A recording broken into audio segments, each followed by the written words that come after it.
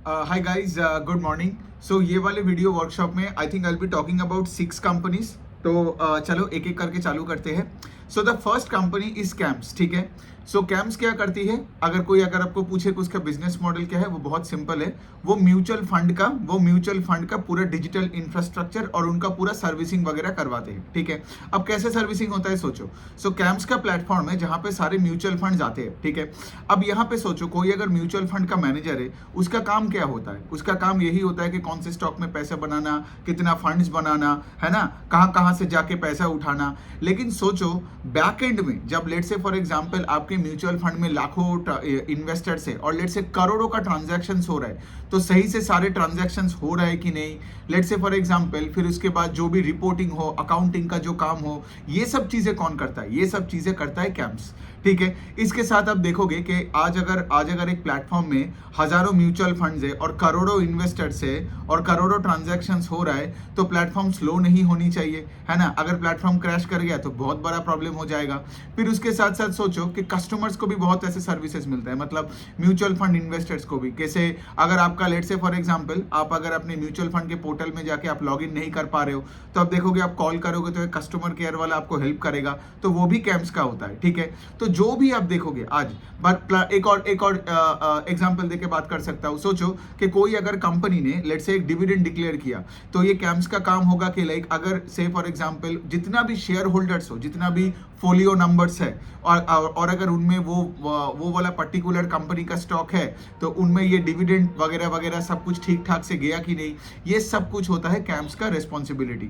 So basically क्या है? Camps basically है म्यूचुअल फंड का सर्विस प्रोवाइडर। ठीक है। और उनका कुछ 87-90% ऑफ द सेल्स आज भी ये म्यूचुअल फंड को सर्विस करके आते हैं, ये सब चीजों पे सर्विसिंग करके आते हैं। अब लॉजिकली बताओ, कैम्स का पेमेंट कैसे होता है? कैम्स का सेल्स ग्रो करता है जितना उनके प्लेटफॉर्म में म्यूचुअल फंड्स का एयूएम ग्रो करे। Got it? Asset under management. Got it?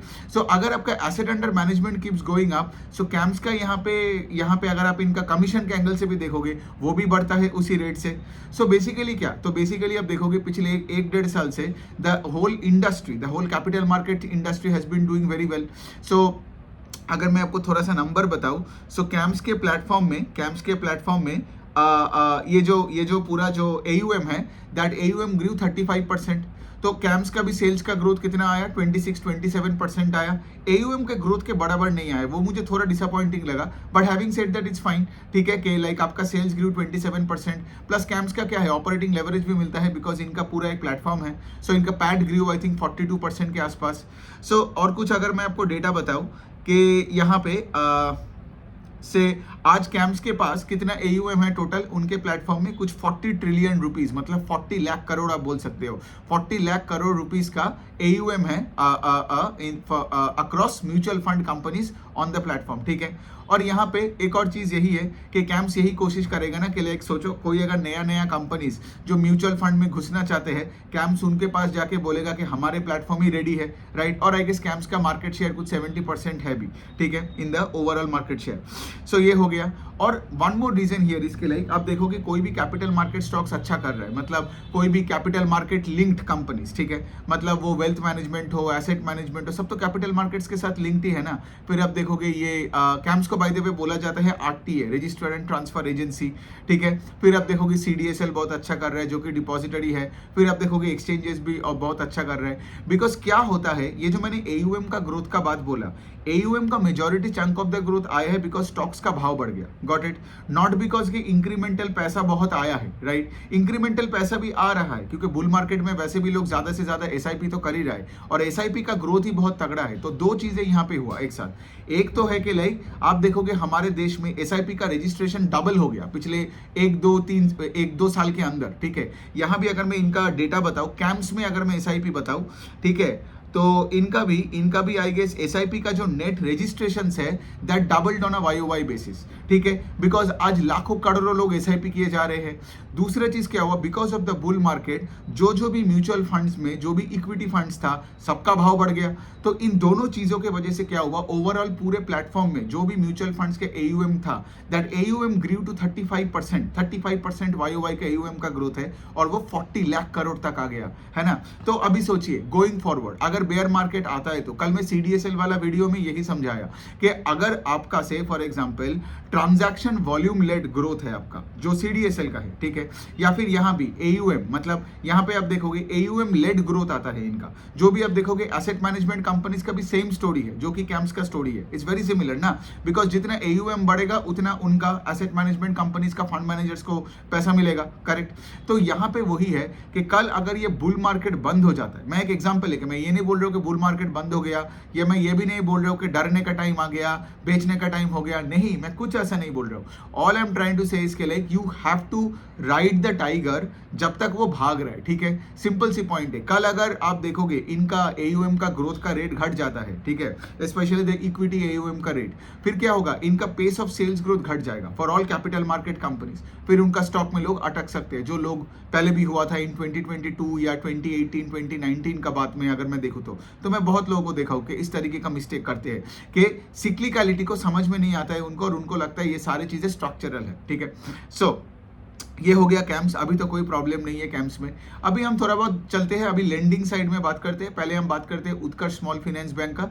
तो उत्कर्ष अब देखोगे बिहार यूपी से चालू हुआ, उनका 60-65% ऑफ द बुक है आपका माइक्रो फाइनेंस अनसिक्योर्ड में, और बाकी पार्ट ऑफ द बुक है secured part of the book में। Secured part of the book में भी उनका आई गेस उनका MSME, होम लोन्स और भी कुछ सेगमेंट्स है उनका, हाँ। फिर उसके बाद आप देखोगे होलसेल, फिर कमर्शियल व्हीकल, कंस्ट्रक्शन इक्विपमेंट है। तो उत्कर्ष क्या कोशिश कर रहे हैं, the secured part of the book को बढ़ाना। अब ये देखोगे कि like this is again a mega trend across all the small finance banks and the micro finance companies, कि वो क्या कर रहा है कि the secured part of the book को बढ़ाने की कोशिश कर रहा है, बिकॉज अगर माइक्रो फाइनेंस में आगे जाके और प्रॉब्लम्स आए तो ऐसा ना हो कि आपका पूरा प्रॉफिटेबिलिटी वाइप आउट हो जाए, है ना। तो बेसिकली उत्कर्ष भी वही कर रहे हैं। उत्कर्ष का रिजल्ट ठीक ही है, I mean if you look at other small finance bank उसके कंपैरिजन में तो उत्कर्ष इज ऑलवेज वेरी गुड। इस बार भी उनका लोन बुक ग्रू 30% YOY, डिपॉजिट्स ग्रू 30% YOY। लेकिन यहाँ पे क्या है, यहाँ पे वही है कि लाइक उत्कर्ष का quarter on quarter asset quality थोड़ा खराब हुआ, but that is fine, I mean कोई प्रॉब्लम नहीं है, बिकॉज Q1 में वैसे भी हार्वेस्ट सीजन चालू होता है, Q1 में वैसे ही मतलब यहाँ पे आप देखोगे Q1 में आप देखोगे कि लाइक मतलब कैसे समझाओ, मतलब लाइक एसेट क्वालिटी Q1 में सबसे खराब होता है एक फाइनेंशियल का इन दी एंटायर फाइनेंशियल ईयर, ठीक है। और एसेट क्वालिटी मतलब इन अ वे के लाइक सिंस हार्वेस्ट सीजन वगैरह होता है, थोड़ा कलेक्शंस में इश्यूज आता है, तो दिस इज वाई फाइनेंशियल्स अगर आप ट्रैक कर रहे हो H1 is always poorer then H2, ठीक है। लेकिन having said that YOY level पे the GNPA number did not deteriorate, 2.7 versus 3% है, तो सब ठीक ही है। ROE का नंबर थोड़ा सा फ्लैट हुआ है, मतलब लास्ट ईयर में इट वाज 19% FY24 में, अभी इट्स 18% के आसपास, और ये लोग अपने ब्रांच एक्सपेंशन तो किए ही जा रहे हैं, एंड लाइक यूपी में भी बहुत एग्रेसिव है, बिहार में भी है, they are moving to other states as well, ठीक है। सो उत्कर्ष प्रॉब्ली आप देखोगे कि लाइक स्मॉल फाइनेंस बैंक के स्पेस में one of the best performing banks है if you take the 7-8 listed companies in the space, ठीक है। तो उत्कर्ष का तो ये अच्छा रिजल्ट ही है।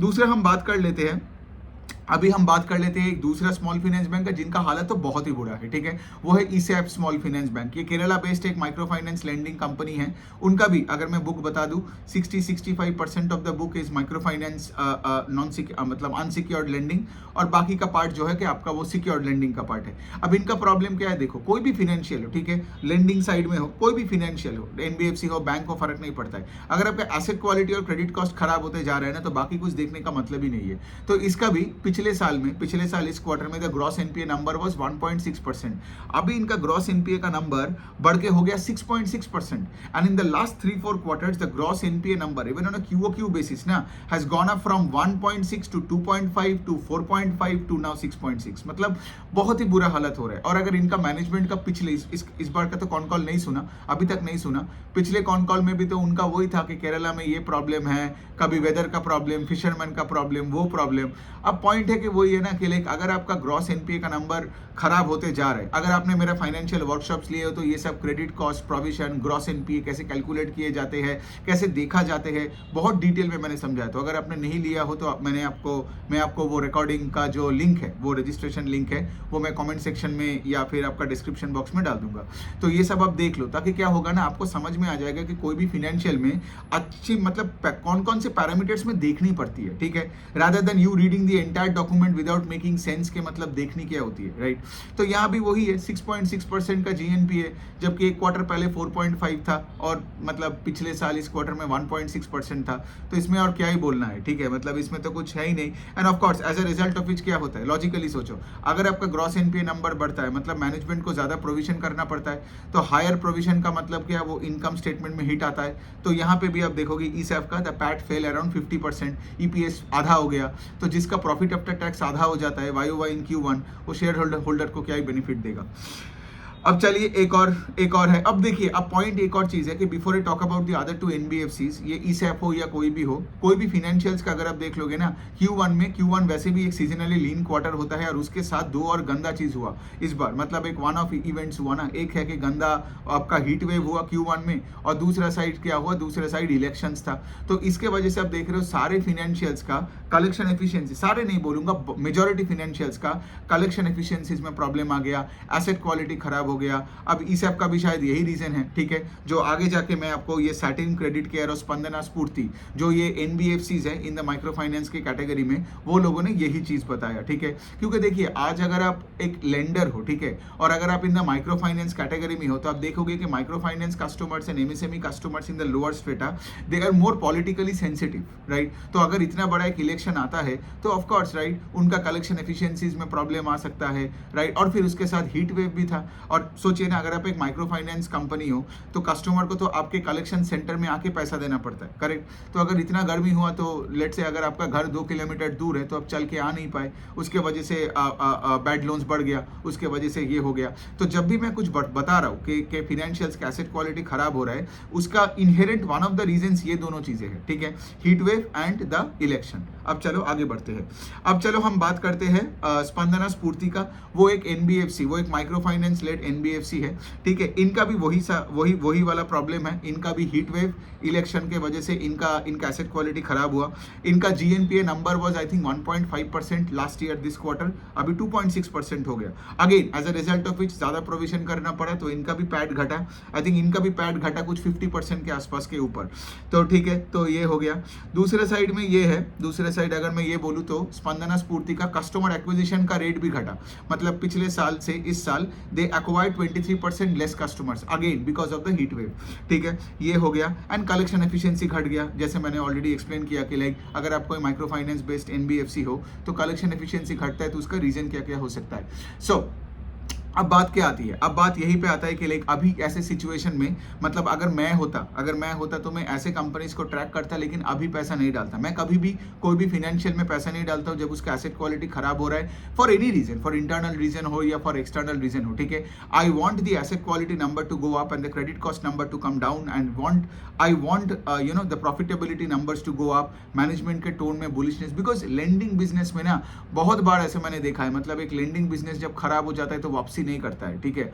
बहुत डिफिकल्ट होता है टू यू नो, बिकॉज क्या होता है ना, जब आपका एसेट क्वालिटी खराब होता है, तो आगे जाके आपको हाई कॉस्ट बोरोइंग करना पड़ेगा, कोई आपको पैसा नहीं देगा, उससे आपका मार्जिन और घटेगा, फिर अगर हो सकता है कि उससे आपका निम्स घटेगा, ROA और कॉम्प्रेस्ड होगा, तो बहुत कुछ हो सकता है। आई एम नॉट सेइंग कि लाइक स्पंदना के साथ ये होगा या ESAF के साथ होगा, लेकिन जो कंपनी का से फॉर एग्जांपल आज एसेट क्वालिटी खराब होते जा रहे हैं, वहां पे मैं पैसा नहीं डालता। सो दूसरे कंपनी का बात करते हैं, सैटिन क्रेडिट केयर। अब देखिए again Satin credit care, one of the again metric, Satin credit care क्या है, अगेन माइक्रो फाइनेंस बेस्ड एक NBFC है, उसका आई गेस 2 सब्सिडियरी है, हाउसिंग फाइनेंस और MSME का 2 सब्सिडियरी है, लेकिन माइक्रो फाइनेंस ही उनका major part of the book है। अब again how do you know कि कोई कंपनी का सिचुएशन आज उतना अच्छा नहीं है जितना पास्ट में था, जब मैनेजमेंट उसका गाइडेंस घटाता है, ठीक है। तो सैटिन का भी आप देखोगे पिछले साल, मतलब Q4 में भी, मतलब 3-4 महीने पहले भी उनका मैनेजमेंट ने कॉन कॉल में क्या बोला था कि हम तो 25% प्लस से आराम से अपने AUM को ग्रो करेंगे, मतलब अपना लोन बुक को 25% से ग्रो कर ही देगा। लेकिन इस बार क्या हुआ, इस बार because of the heat wave, because of election and because उनके एसेट क्वालिटी में थोड़ा सा इश्यूज आया, इसी वजह से क्या हुआ, कलेक्शंस में इश्यूज आया, इसी वजह से मैनेजमेंट ने क्या किया, अपने ग्रोथ का गाइडेंस घटा दिया। अभी वो क्या बोल रहे हैं कि FY25 में for the remaining quarters we will grow at 20% and not at 25%। तो जब भी कोई मैनेजमेंट अपना गाइडेंस घटा रहा है, मतलब वो आपको घुमा के यही बता रहे हैं। अगर आपको लेट से कुछ समझ में में नहीं आता। इट डजेंट मैटर आपके प्रोडक्ट क्या है, कौन से इंडस्ट्री में हो, क्या सेक्टर में हो। कोई भी कॉन कॉल में अगर आप सुनते हो कि मैनेजमेंट ने गाइडेंस घटाया, इसका मतलब क्या, वो आगे में वो रोजी एनवायरनमेंट नहीं देख रहे जो वो पहले देखता था। आपने देखा होगा अरमान फाइनेंशियल्स का मैनेजमेंट ने यही पिछले क्वार्टर में करके दिया था कि भाई हम 40% से और ग्रो नहीं करेंगे, आगे जाके हम 25 से 30% से ग्रो करेंगे। और आप एक चीज और ऑब्जर्व कर रहे हो कि जब भी ये पॉलिटिकल एनवायरनमेंट थोड़ा वॉलेटाइल होता है, हीट वेव आता है, आप देख रहे हो कि सारे micro finance company start struggling. ठीक है, तो यहाँ पे आप देखोगे कि उज्जीवन का भी सेम सिचुएशन हुआ, उन्होंने गाइडेंस घटाया, एसेट क्वालिटी खराब हुआ। फिर इक्विटस का भी, सिंस उनका भी एक माइक्रो फाइनेंस का बुक है, उसके वजह से भी उनका लोन बुक का पेस ऑफ ग्रोथ थोड़ा घट गया। फिर आप यहाँ भी आप देख रहे हो, राइट, स्पंदना स्फूर्ति हो या आपका सैटिन क्रेडिट केयर हो, अरमान फाइनेंशियल्स हो, मतलब आज अगर आप बोलोगे मुझे माइक्रो फाइनेंस में कोई रोजी एनवायरनमेंट है नहीं, लेकिन इसका मतलब ये भी नहीं है कि लाइक सब कुछ खत्म हो रहा है। ठीक है, साइकिल घूम गया, सब मर गया एंड ऑल दैट, वो सब भी नहीं, वो तो हमें ट्रैक करके और देखना पड़ेगा। बट हाँ, जो 1-1.5 साल पहले भी माइक्रो फाइनेंस में जो ये बूम था, ठीक है, जो माहौल अच्छा था, वो माहौल एकदम बिगड़ गया अभी। ठीक है, बिकॉज इन सब का नंबर्स देख के भी वही लग रहा है कि अरमान का मैनेजमेंट जो पिछले क्वार्टर में बताया था वो सही था कि the honeymoon period for the entire sector is over. ठीक है, अभी क्या हो रहा है, अभी कलेक्शन एफिशिएंसीज में थोड़ा थोड़ा प्रॉब्लम आ रहा है सबका, एसेट क्वालिटी में इशू आ रहा है, and plus all this heat wave and election did not make it any better. ठीक है, अब ऑफ कोर्स आगे जाके देखना पड़ेगा क्या होता है। तो सैटिन का भी वही है, गाइडेंस घटाया, और इनका लोन बुक जो FY24 में ओवर 23 में 35% से बढ़ा था, अभी सिर्फ 22-23% से बढ़ा। फिर उसके बाद of course as I said, मतलब बहुत चौंकने वाली बात नहीं है सैटिन में, लेकिन फिर भी इनका एसेट क्वालिटी थोड़ा सा डिटेरियोरेट किया। मतलब Q1 FY24 में 2.5% था, अभी 2.7% हुआ। ठीक है, तो ये हो गया बात। एंड ऑफ कोर्स इस तरीके से क्या होता है ना, आपका पैट का ग्रोथ उस रेट से नहीं होता है, तो आपकी ROE अफेक्ट हो जाती है। तो पिछले क्वार्टर तक आप देखोगे या पिछले साल में सैटिन का ROE वाज अराउंड 19-20%, अभी वो 15-16% में आ गया। सो यही हो गया बात। तो अभी तक आपने क्या एक चीज ऑब्जर्व किया कि हमने जो भी किया आज, उत्कर्ष स्मॉल फाइनेंस बैंक, ईसैप का तो बहुत ही गंदा हालत है, उत्कर्ष का तो ठीक हालत है। उत्कर्ष ही बोल सकता हूँ ये चारों में जिनका एसेट क्वालिटी संभाला हुआ है, ढंग का है, उत्कर्ष, और फिर मैं सैटिन का बोल सकता हूँ। ये स्पंदना स्फूर्ति और ईसैप, स्पेशली ईसैप का तो बहुत ही बुरा हालत है। ठीक है, तो ये हमने डिस्कस किया। चलो एक और कंपनी डिस्कस कर लेते हैं, SBI कार्ड्स, जिनके बारे में डिस्कशन का कुछ है नहीं। SBI कार्ड्स क्या है, NBFC है जो क्रेडिट कार्ड डिसबर्सल में है। ठीक है, अब इनका क्या प्रॉब्लम हुआ, इनका पिछले 2 साल से क्रेडिट कॉस्ट बढ़ते ही जा रहे हैं। ठीक है, इनका एसेट क्वालिटी खराब होते ही जा रहे हैं। तो 2 साल पहले इनका क्रेडिट कॉस्ट 6-6.5% था, 1 साल पहले वो 7-7.5% था, अभी क्रेडिट कॉस्ट बढ़ के तो 8% के ऊपर चला गया। ठीक है, अब credit cost is equal to provisions by total assets. जिन लोगों ने मेरा वर्कशॉप्स लिए उनके लिए तो मतलब एकदम पानी बन गया है, राइट, कि लाइक ऐसे करके अगर किसी का क्रेडिट कॉस्ट खराब हो रहा है तो वो स्टॉक का भी शेयर होल्डर को पैसा नहीं बनाता है। और मैंने क्या बोला, वो वर्कशॉप में या हमेशा मैं क्या बोलता रहता हूँ, अगर आपका एग्जिस्टिंग घर में प्रॉब्लम है ना, तो आप अपने इंक्रीमेंटली लोन बुक को हाई पेस से नहीं ग्रो कर पाओगे। इसीलिए आप देखोगे इनका, अगर मैं बात करूं SBI कार्ड्स का बात करूं, इनका एडवांसेस मतलब total asset under management did not grow. ठीक है, मतलब इनका जो लोन बुक था पिछले साल 50,000 करोड़ के आसपास, अभी भी 50,000 करोड़ के आसपास ही है। फिर उसके साथ आप देखोगे इनका प्रॉफिट आफ्टर टैक्स भी फ्लैट है, बिकॉज ऑफ कोर्स इनको तो हमेशा ज्यादा से ज्यादा प्रोविजन ही करना पड़ता है ना, बिकॉज इनका credit cost is like they just keep going up. तो ये हो गया बात। और क्रेडिट कार्ड के मार्केट शेयर भी ये गंवा रहे, तो ये भी इन्होंने बताया, तो ये भी बहुत ही बुरा बात है ना। एक तो आपका एसेट क्वालिटी खराब हो रहा है, GNP का नंबर इज डिटीरियोरेटिंग, उसके साथ क्रेडिट कॉस्ट बढ़ रहा है, और आप बता रहे हो कि आपका मार्केट शेयर भी आप गंवा रहे हो। तो SBI कार्ड से मतलब एकदम ही दूर, मतलब देखिए कोई रिकमेंडेशन नहीं है, लेकिन मैं लॉजिकली बता रहा हूँ। और ये सब चीजें खोलने में, मतलब SBI कार्ड्स के मैं PPT खोलने में अगर मुझे 2 मिनट लगता है, उसको हर क्वार्टर मुझे रिजेक्ट करने में 30 सेकंड लगता है। तो मैं बोलता हूँ ना कि डॉक्यूमेंट से एनालिसिस करने का टाइम आपको कम लगना चाहिए कंपेयर टू से फॉर एग्जांपल डॉक्यूमेंट खोलने में भी। और इसी तरीके से तो आप आपके दिमाग को चला पाओगे ना। तो इसीलिए मैं आपको बताता हूँ, अगर आपने वो फाइनेंशियल वर्कशॉप्स ले लिया ना, फिर आपको समझ में आएगा कि कैसे आप हंड्रेड्स ऑफ फाइनेंशियल्स को इकट्ठा दिमाग में सोच सकते हो, ट्रैक कर सकते हो, और आपका कैपिटल एलोकेशन स्किल उस तरीके से होगा, कहां से निकालना है, कहां से जाना है, बिकॉज दुनिया हमेशा बदलती रहती है, फिक्स्ड माइंडसेट का कोई जगह ही नहीं है। सो यही हो गया। चलिए, हम 6 कंपनीज का बात किया। आपका अगर कोई क्वेश्चन हुआ तो ऑफकोर्स आप मुझे कमेंट सेक्शन में या DM में लिख सकते हो। Thank you.